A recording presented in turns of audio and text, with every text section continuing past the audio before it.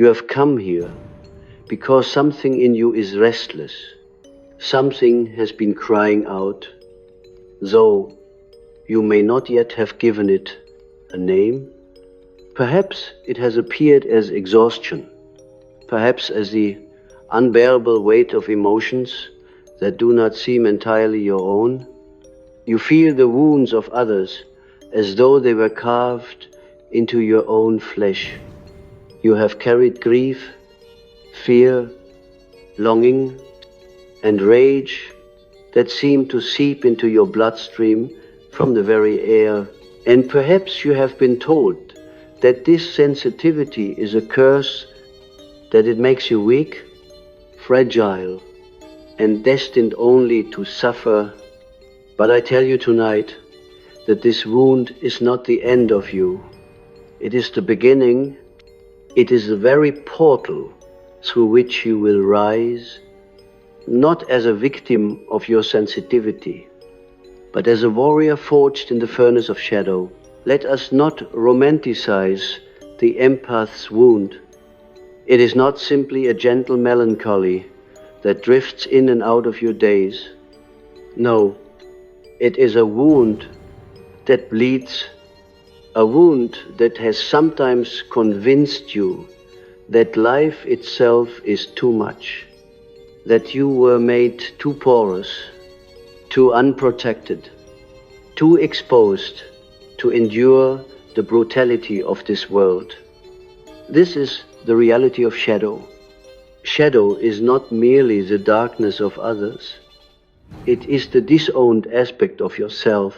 The empath's wound is often born in early life, where you learn sometimes in silence, sometimes in terror, that to survive, you must anticipate the moods of others. You must feel them before they strike. You must absorb their storms so as not to be destroyed by them. And so your gift was born, but it was born in blood. Do you see? The warrior does not emerge from comfort. The warrior is not sculpted by ease. The warrior is born when the soul refuses annihilation. The empath, in their childhood, became a silent sentinel, standing at the border between self and other, endlessly vigilant. They developed antennas that could sense the slightest shift, the smallest tremor in the air. They felt the unconscious of the mother before she spoke, the rage of the father before the door slammed, the despair of the household long before it broke. And because the child is helpless, this sensitivity seemed to them like punishment. They could not act.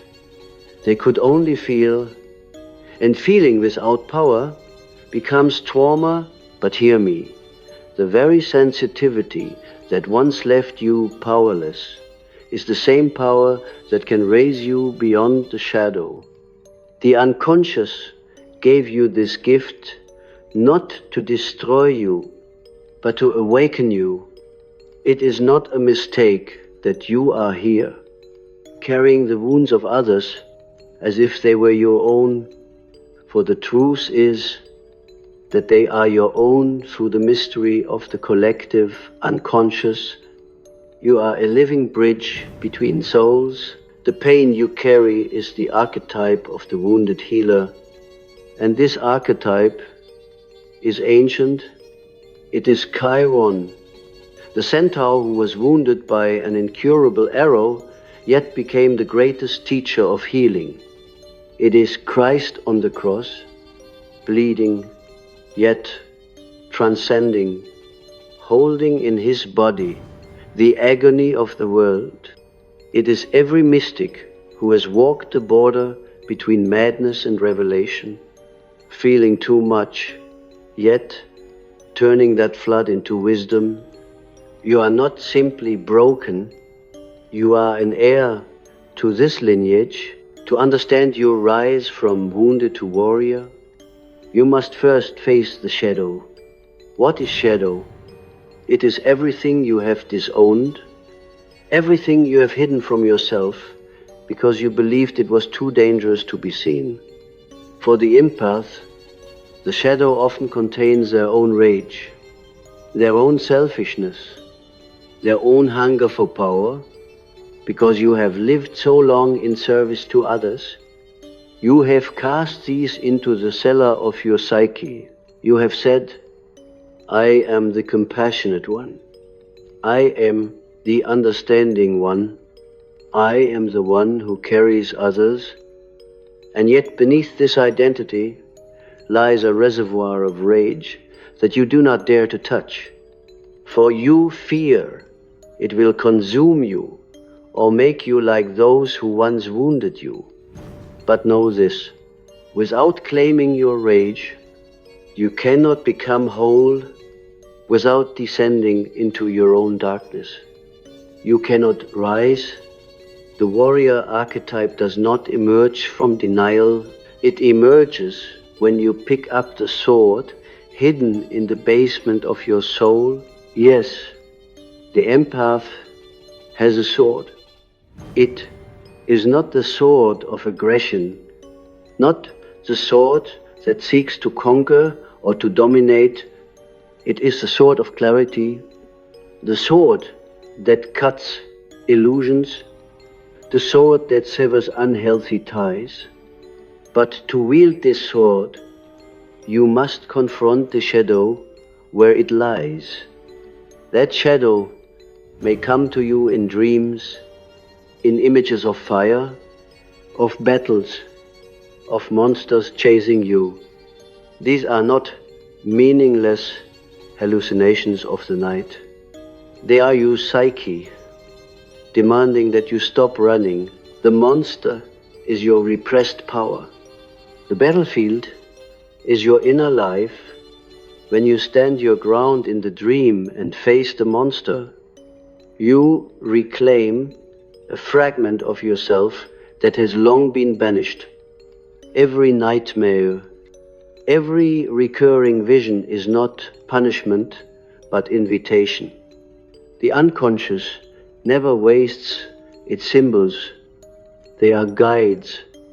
If you dare to listen, I have seen empaths broken by their own compassion, drained by those they thought they must save. This is the tragedy of the unclaimed shadow. When you do not hold your power, others will sense it and draw upon you like thirsty ghosts. And you, desperate to prove your worth, will let them. You will call it love.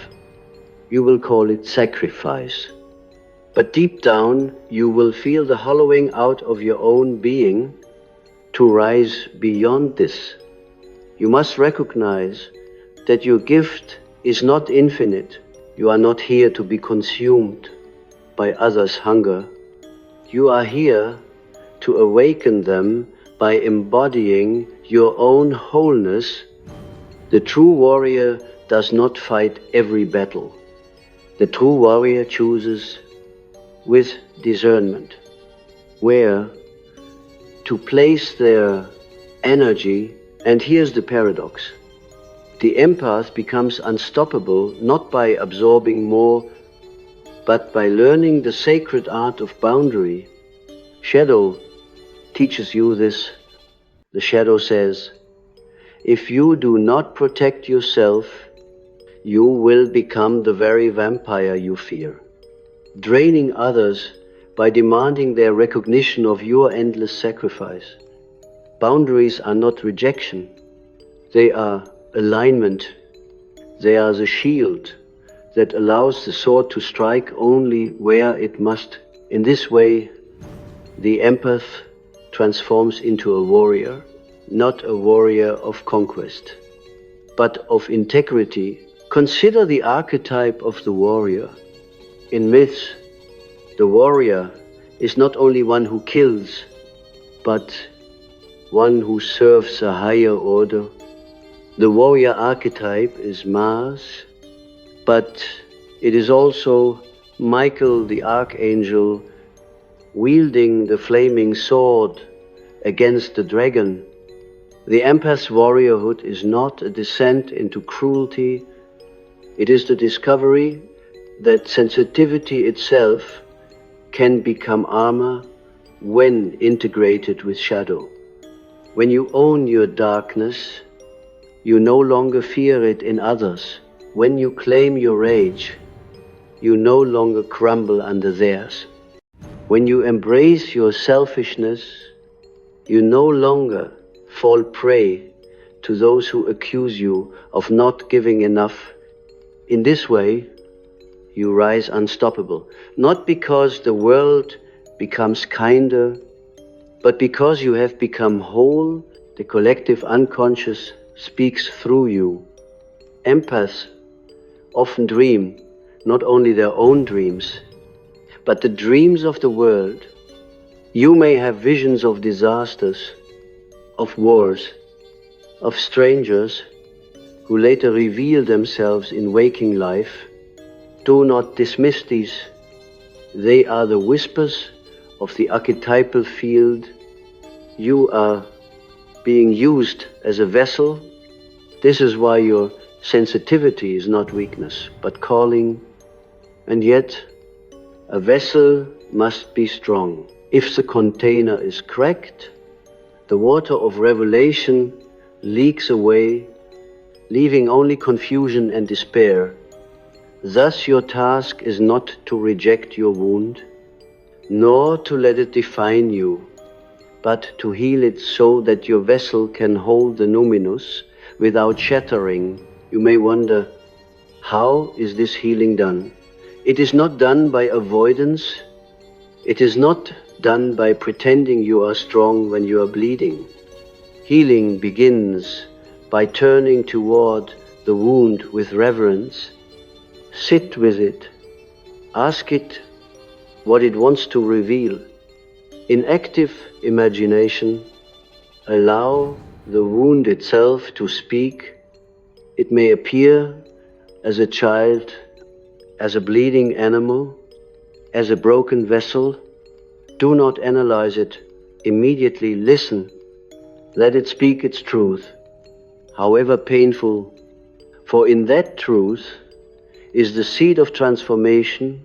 The empath who dares to enter the underworld of their own psyche, who dares to meet the wounded child, the devouring mother, the absent father, will emerge with a power that no external force can destroy. This is the alchemical process. The lead of suffering becomes the gold of wisdom. The warrior that rises from this process does not reject their empathy. They do not harden into stone. No, they become like tempered steel, flexible yet unbreakable. They can feel deeply without drowning. They can love fiercely without losing themselves. They can enter the collective pain without being devoured by it. This is the empath's unstoppable rise beyond the shadow. It is not the end of sensitivity. It is the birth of strength within sensitivity. It is the union of opposites, the sacred marriage of wound and power, of compassion and boundary, of light and shadow. This is individuation, the path toward the self, where all fragments unite. Do not mistake individuation for perfection. It is not that you will no longer feel pain, no longer struggle, no longer doubt. The warrior still bleeds, but the difference is that you will no longer fear your own blood. You will no longer see your wound as proof of failure, but as proof of initiation. Every scar becomes a symbol of the battles you have survived, and every battle survived gives you authority to guide others. This is why the empath's rise is unstoppable, because it is no longer about personal victory, but about becoming a beacon in the dark.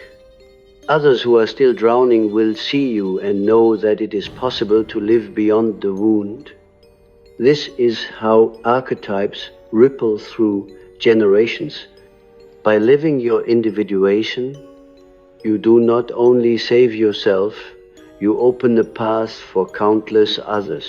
You must understand that the rise of the empath into warriorhood is not an event, but a process, and it unfolds in waves. As the psyche itself unfolds in spirals, at times you will feel you have transcended, only to find yourself once again on your knees before the old wound. Do not despair in these moments. This is the way of initiation. Every descent prepares you for a greater ascent. In the language of alchemy, nigredo must come before albedo. Darkness precedes illumination. The wound must be re-entered many times, not to punish you, but to deepen you, to ensure that when you finally stand, you stand upon a foundation that no storm can shake. Empaths often resist this process because they cling to an image of themselves as purely gentle, purely loving.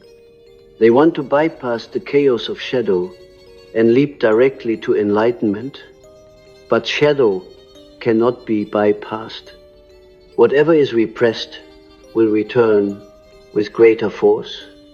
If you deny your anger, it will appear in projection, and you will find yourself surrounded by angry people.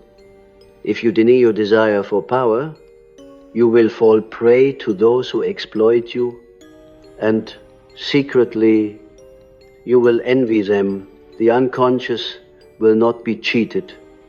It demands wholeness, and wholeness includes what you have rejected. Thus, your warriorhood will only be born when you embrace not only the light of empathy, but the fire of your denied darkness. Consider your dreams again, for they are the royal road to the unconscious. The empath's dream is often full of floods and tidal waves, of being overwhelmed by water. This water is the collective emotion you have taken into yourself. If you are drowning in the dream, it is because you are drowning in waking life. But watch what happens when in the dream you decide not to flee. When you dive into the wave, when you let yourself sink into the depths, something changes. You discover that at the bottom there is breath, there is vision, there is a treasure guarded by serpents. The serpent itself may terrify you, but it too is an archetype, the guardian of transformation. The treasure is not given easily, for it is meant only for the one who dares to face the serpent of their own fear. To become the warrior, you must retrieve the treasure of your own unconscious. Many of you live with an inner split. On one side, the empathic self who longs to heal, to nurture, to save. On the other, the shadow self who seethes with resentment, who wants to scream, to abandon, to destroy. You fear this shadow because you believe it will make you cruel. But cruelty is born not from acknowledging the shadow, but from repressing it. What is denied becomes distorted. The warrior's path is to bring the two sides into dialogue. In active imagination, you may sit with your shadow self and let it speak. It may rage at you, accuse you, tell you you have wasted your life in servitude. Do not silence it. Hear it, for beneath the rage lies truth. the truth that you have neglected yourself, that you have betrayed yourself in the name of love.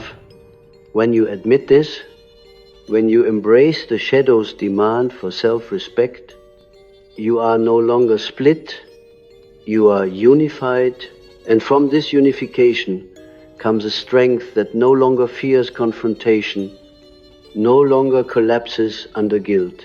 The warrior empath must also reckon with the archetype of the victim.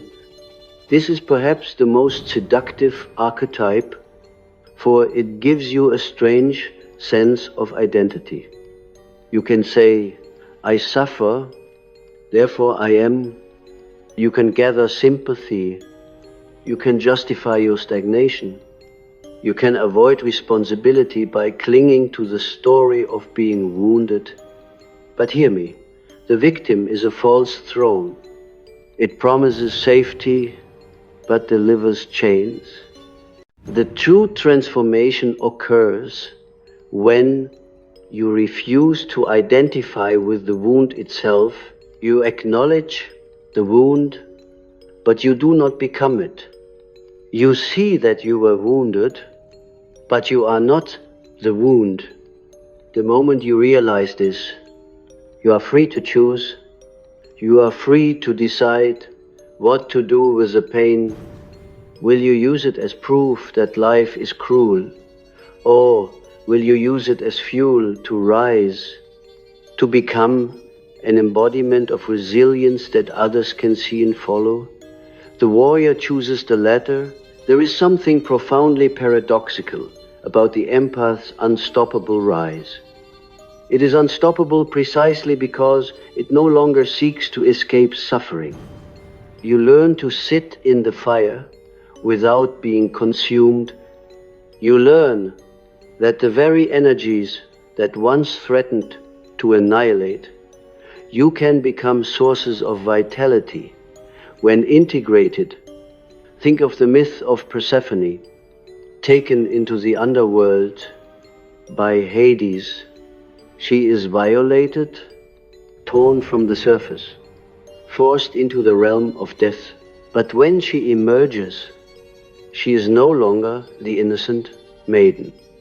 She becomes queen of both worlds, moving between life and death with authority. So too with the empath. Once you descend willingly into the underworld of your own psyche, you rise with a crown. You are no longer merely sensitive. You are sovereign over the depths. Let us speak of sovereignty, for this is the essence of the warrior's gift.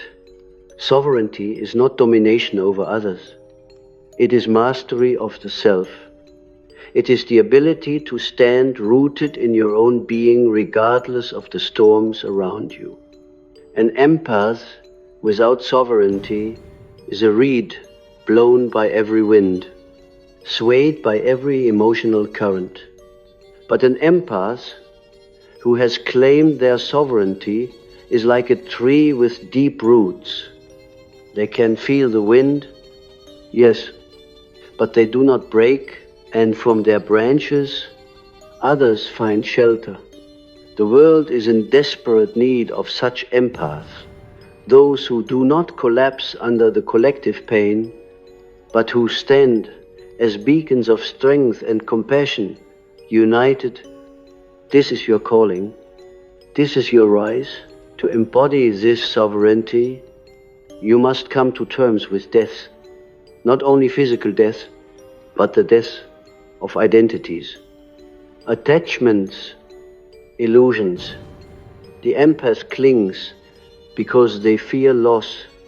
They cling to relationships, even toxic ones, because they cannot bear the grief of letting go. But to become the warrior, you must learn to let die what must die. The old self, the pleasing self, the self that sacrificed endlessly without return, this self must fall into the grave. Mourn it, honor it, but do not resurrect it. When you allow this death, you create space for the warrior to be born, just as the phoenix rises only from its own ashes. You too must be willing to burn away what no longer serves. The shadow is the fire that accomplishes this burning. Do not be afraid of solitude on this path. Empaths often fear being alone because they have defined themselves by their connection to others. But solitude is the crucible where the warrior is forged. In the solitude, you hear not the endless demands of others, but the voice of your own soul. In the solitude, the archetypes approach, whispering their truths. Here you may meet the wise old man, the inner sage, who guides you toward meaning. Here you may encounter the anima or animus, the inner counterpart who teaches you about the unlived dimensions of your psyche. In solitude, you are no longer drowned in the noise of others' emotions, but confronted with your own. It is here that you realize the truth, that your empathy is not meant to erase you, but to expand you. Solitude teaches you that you are more than the roles you have played, more than the wounds you have carried. You are a soul on a journey of individuation, and that journey demands that you stand alone before you can truly stand with others. The empath who becomes a warrior does not abandon compassion. No, compassion deepens, but it becomes a compassion that no longer infantilizes others by rescuing them. It becomes a compassion that calls them to rise into their own sovereignty. This is the difference between pity and love. Pity says, "You are helpless. Let me carry you." Love says, "I see your strength even when you do not rise." The warrior empath loves in this way. They do not feed the victim in others. They awaken the warrior in others. And because they have walked through the shadow themselves, their words carry authority. When they speak, others listen, not because they command, but because their very presence radiates truth.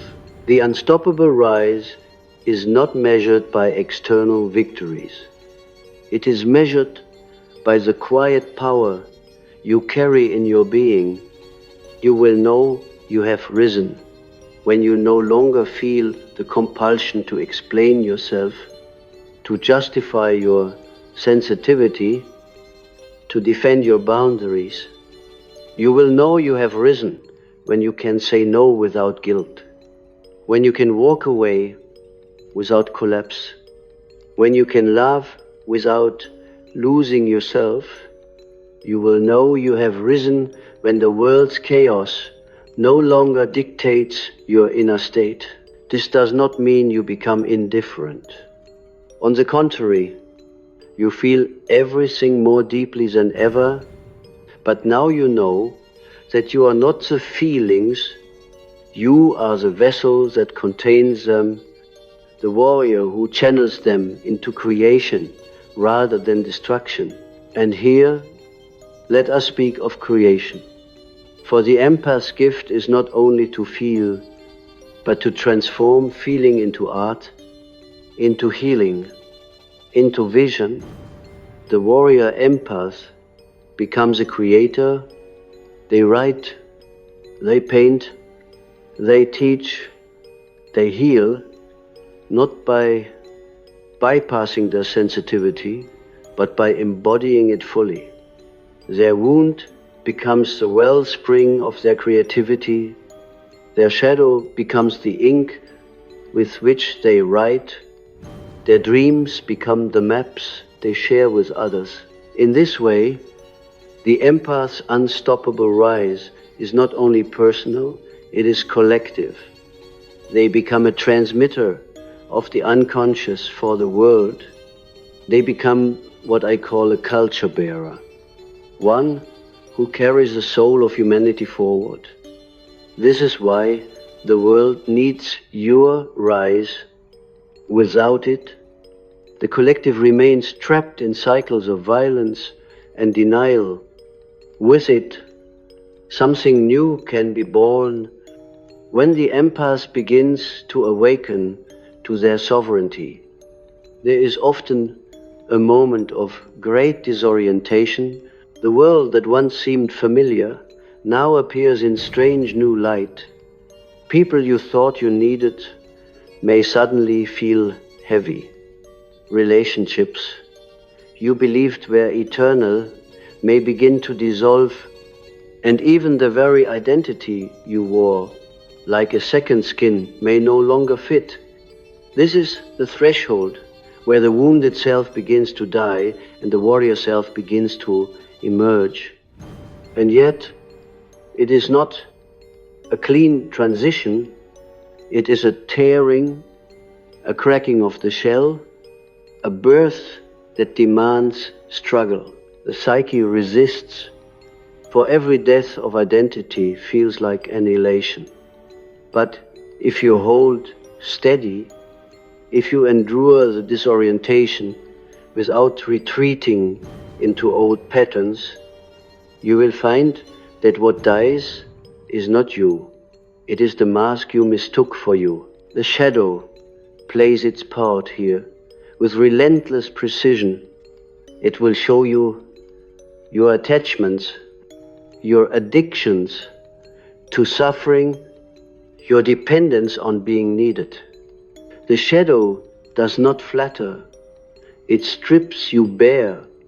And if you dare to face it, you will see that much of your empathy has been laced with fear.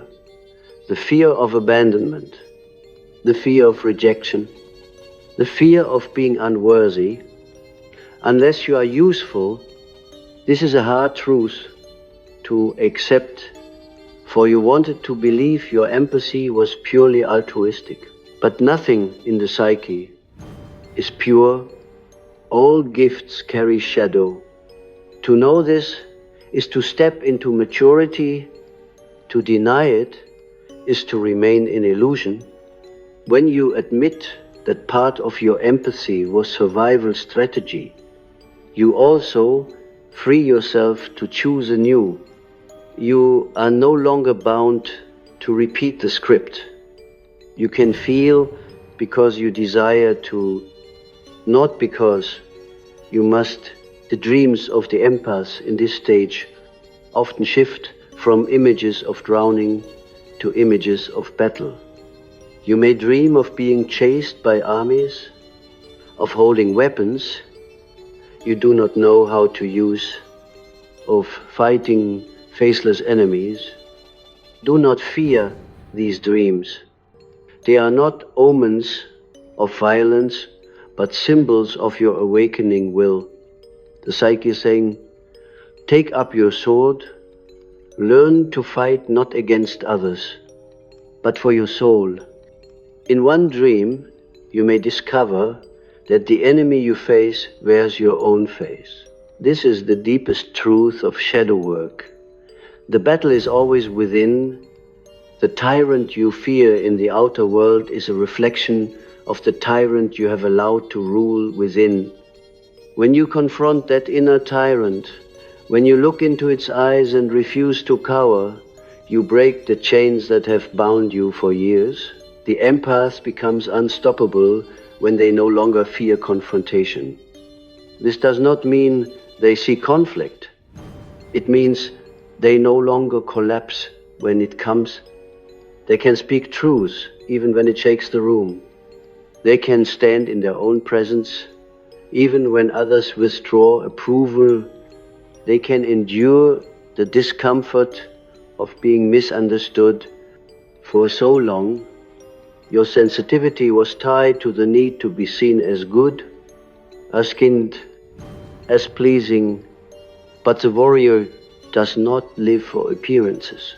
The warrior lives for authenticity, and authenticity is often disruptive. You will be called selfish, cold, unyielding. These accusations are projections from those who once benefited from your silence. Do not bend to them. Stand firm, for it is only in standing firm that you finally embody the truth of your own soul. Yet let us not reduce the warrior to mere defiance. The warrior is also tender, profoundly so, but their tenderness is no longer compulsive. It is no longer a mask. It flows from wholeness. When the warrior embraces someone in pain, it is not from a need to fix, but from the presence of being. They can hold suffering without trying to erase it. This is the true healing power of the empath transformed. They no longer rescue, they witness, and in the sacred act of witnessing, transformation occurs. People do not heal because you have drained yourself for them. They heal because you have stood in your truth and mirrored back their own strength. This is the difference between carrying another's burden and walking beside them as they carry it themselves. The first depletes you. The second empowers both. The collective unconscious is shifting in this age, and empaths are at the forefront of that shift. The world is drowning in disconnection, in mechanized systems, in shadow denied, and so the empath, once seen as fragile, becomes essential, but essential not as a martyr, essential as a warrior of soul. The rise of the empath is not sentimental, it is archetypal. It is the emergence of a new pattern in humanity. We cannot afford compassion that collapses under pressure. We cannot afford sensitivity that dissolves into victimhood. What is needed now is the union of sensitivity and strength, of empathy and sovereignty.